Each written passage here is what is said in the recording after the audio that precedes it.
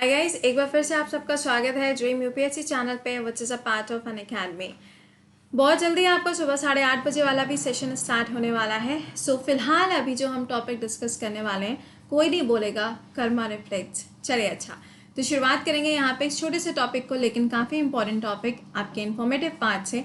एक बार से वीडियो का जो लिंक है उसको अपने फ्रेंड्स के साथ में शेयर ज़रूर कर दीजिएगा। ऑलराइट, हुआ क्या है इसके बारे में बात करेंगे। जैसे कि आपको मालूम है कि जब हम एवियन इन्फ्लुएंजा बोलते हैं तो एवियन इन्फ्लुएंजा का मतलब ये है कि जो पक्षी होते हैं, जो बर्ड्स होते हैं, जिनको हम एवियन कहते हैं, उनके अंदर अगर कोई वायरस है तो हम उसे क्या कहते हैं? एवियन इन्फ्लुएंजा कहते हैं। लेकिन जब यही वायरस किसी इंसान में ट्रांसफ़र हो जाता है तो यहाँ पर क्या क्या हो सकता है, किस पर्सन के अंदर ये ट्रांसफ़र हो सकता है और क्या हार्म कर सकता है, इन सब चीज़ों के बारे में बात करेंगे। क्योंकि चाइना के अंदर सबसे पहला ऐसा केस मिला है जहाँ पर एवियन इन्फ्लुएंजा किसी बर्ड से किसी ह्यूमन में ट्रांसफ़र हुआ है। आइए ज़रा इसके बारे में डिस्कशन करेंगे, लेकिन उससे पहले क्या डेली सुबह 7 बजे वाईफाई स्टडी स्टूडियोज़ चैनल पे जुड़ना ना भूला करें, which is the most important session. चाहे आप यहाँ पे किसी भी एग्ज़ाम की तैयारी कर रहे हो, आप यहाँ पे पूरी की पूरी लिस्ट देख सकते हो, और लिस्ट देखने के बाद में भी ना समझ में आए तो फिर इससे ज़्यादा कुछ कर नहीं सकते। क्योंकि भाई बिना करंट अफेयर्स के अगर एग्ज़ाम क्लियर करने के बारे में सोच रहे हो तो दैट इज़ नॉट पॉसिबल ही नहीं है। ठीक है, चलिए अच्छा, तो यहाँ पर ये होता है क्लास आपका सुबह 7 बजे वाईफाई स्टडी स्टूडियोज चैनल पे। अब जरा समझते हैं हुआ क्या है।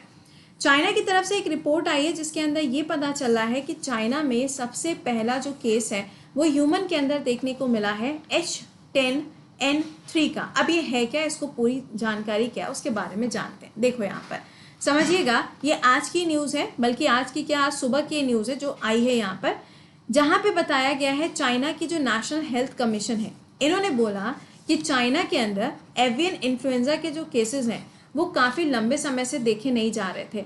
बट मैंने आपको बताया था कि कुछ टाइम पहले की बात है कि अफ्रीकन स्वाइन फ्लू के जो केसेस थे वो इंडिया के नॉर्थ ईस्ट के एरियाज़ में काफ़ी ज़्यादा देखने को मिल रहे थे। और ये किसको यहाँ पे इफेक्ट कर रहा था? जो वाइल्ड पिग होते हैं या जो पेट पिग होते हैं उनको ये इफेक्ट कर रहा था।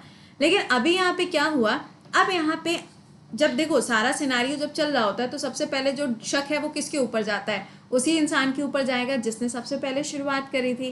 और अभी आप देख ही रहे हो, हर कंट्री जो है वो पूरी तरीके से अपनी नज़रें लगाए बैठी हुई है चाइना की तरफ, क्योंकि सबको ये चीज़ पता है कि कहीं ना कहीं वुहान जो है वो वही जगह है जहाँ से क्या हुआ था, ये जो वायरस आज हम देख रहे हैं कोरोना वायरस, ये रिलीज हुआ था। फिलहाल कोरोना वायरस से थोड़ा हटके यहाँ पे बात करेंगे एवियन इन्फ्लुएंजा के बारे में। देखिए, एवियन इन्फ्लुएंजा के जो केसेस हैं वो इंडिया में हिमाचल प्रदेश में देखे गए थे, कुछ केसेस यूपी के अंदर भी देखे गए थे, और उसके बाद उत्तराखंड में भी देखे गए थे, जहाँ पे करीबन ये माना जा रहा था कि 3000 पक्षी जो थे, डैम एक था ना पोंग डैम, वहाँ पे उनकी डेथ हुई थी हिमाचल प्रदेश के अंदर।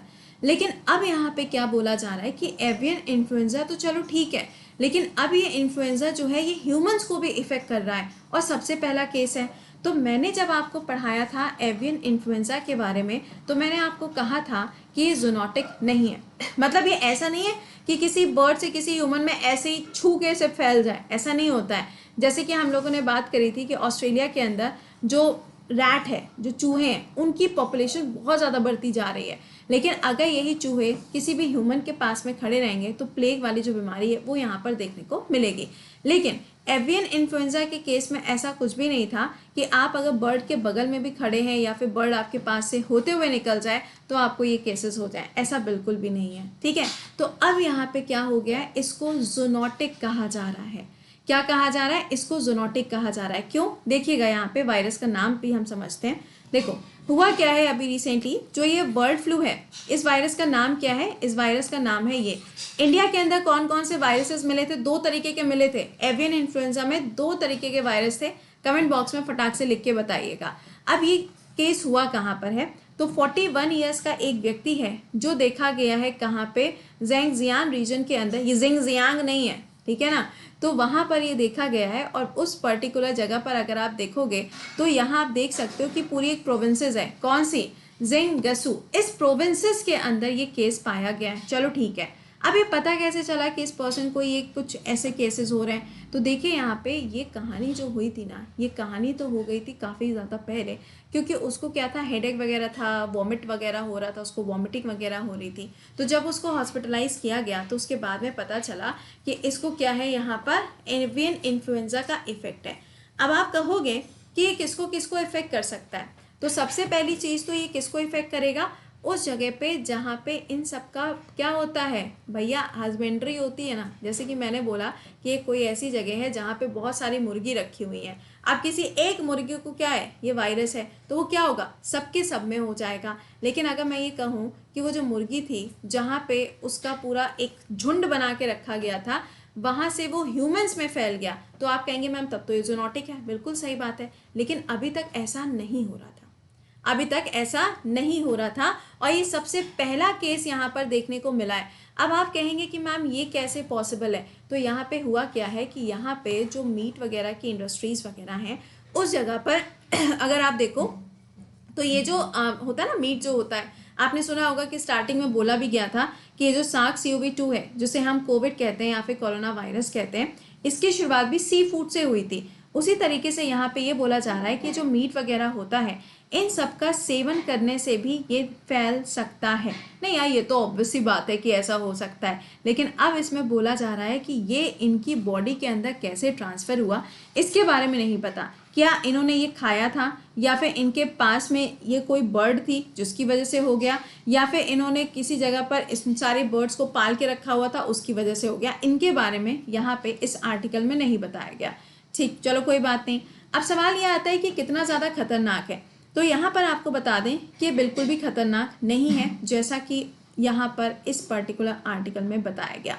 कैसे, देखो इसके अंदर बोला जा रहा है कि ये जो है ना, लो पैथोजेनिक है एंड लो सीवियर है। दैट मीन्स ये बिल्कुल भी ऐसा वाला नहीं है कि हाँ अगर किसी को बीमारी हो गई तो फिर वो क्योर नहीं हो सकती, ऐसा नहीं है।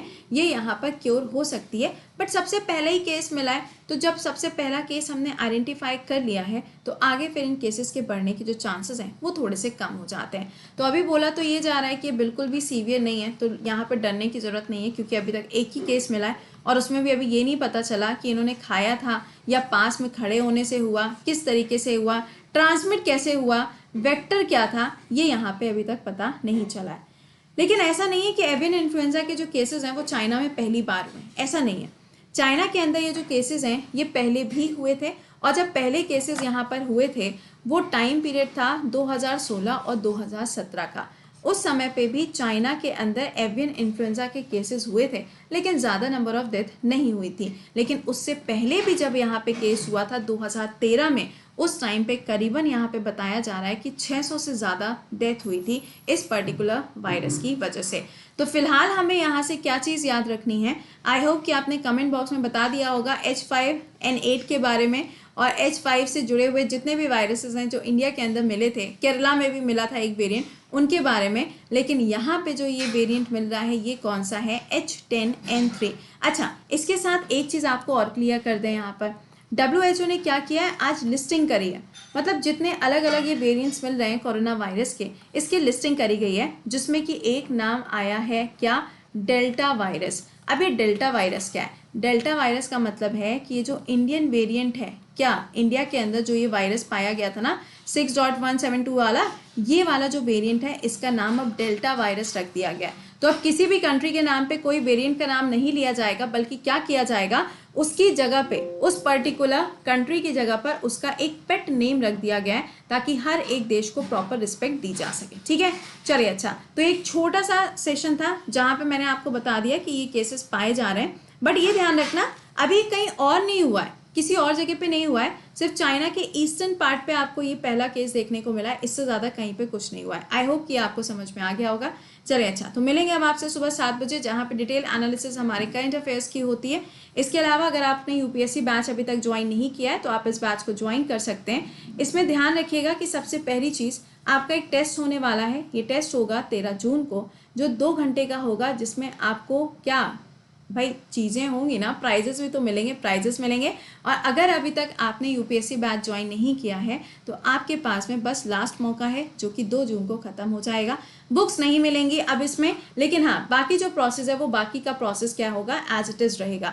44,000 रुपीज़ इसकी सैलरी तो नहीं, देखो सैलरी की बात करते हो तो जानते हो तुम, जब सैलरी की बात आती है तो फिर हमारे दिमाग में चलता है ओ आईएएस ऑफिसर की सैलरी तो इतनी होगी, है ना। तो यार देखो, जब हम आगे चल के किसी एक अच्छी पोस्ट पे पहुंच जाते हैं फिर ये सब अमाउंट बहुत छोटे छोटे से लगने लगते हैं। हाँ जब हम तैयारी कर रहे होते हैं तो लगता है यार ये अमाउंट बहुत बड़ा है, बिल्कुल सही। तो इसके लिए अनअकैडमी आपको क्या कर रहा है, लो ईएमआई कॉस्ट में भी कन्वर्ट करके दे रहा है, और इसके साथ में आप अगर चाहें तो आप लोन के फॉर्म में भी इसको अनअकैडमी से अवेल कर सकते हो। इसको कैसे करना है उसका लिंक वीडियो के डिस्क्रिप्शन में लगा है, आप इसको ज्वाइन कर सकते हो।